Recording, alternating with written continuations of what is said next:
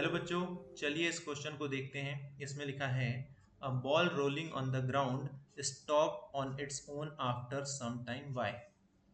यानी एक बॉल है जो कि ग्राउंड पर रोल कर रही है। ठीक है, ये बॉल नहीं है, ये रही एक बॉल जो कि ग्राउंड को टच कर रही है और ग्राउंड पर रोल कर रही है। रोल करने के बाद हमने देखा कि एक वक्त बाद ये बॉल जाकर स्टॉप हो जाती है।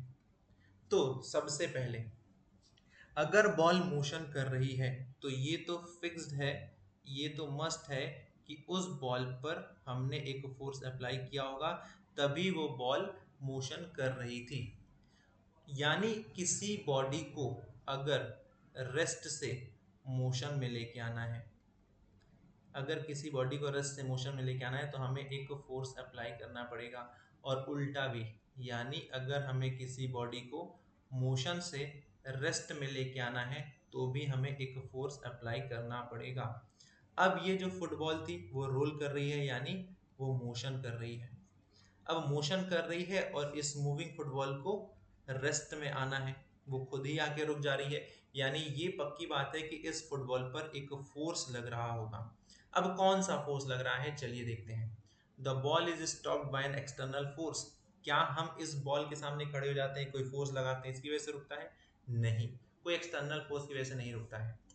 The force of friction acts against the motion of the ball. अब देखो बच्चों, ये बॉल और इस सरफेस के बीच में क्या हो रहा है? सरफेशियल कांटेक्ट हो रहा है। और जब कभी भी दो बॉडीज के बीच में रिलेटिव मोशन हो और वो बॉडी एक दूसरे के सरफेशियल कांटेक्ट में हो, तो एक फोर्स होता है जो कि उन दोनों बॉडी के अलोंग लगता है, सरफेस जो कांटेक्ट होता है उसके अलोंग लगता है, और उन दोनों बॉडी के बीच में होने वाले रिलेटिव मोशन का अपोज करता है। और उसी अपोजिंग फोर्स को कहा जाता है फ्रिक्शन फोर्स। तो जो बी वाला ऑप्शन कह रहा है बिल्कुल सही कह रहा है, क्योंकि इस बॉल पर इस सरफेस की वजह से अपोजिट डायरेक्शन में फ्रिक्शन फोर्स लगेगा और वही फोर्स क्या करेगा, इस मूविंग फुटबॉल को रेस्ट में लेके आ जाएगा। यानी बी वाला आंसर करेक्ट हो जाएगा। सी वाला भी देख ही लेते हैं।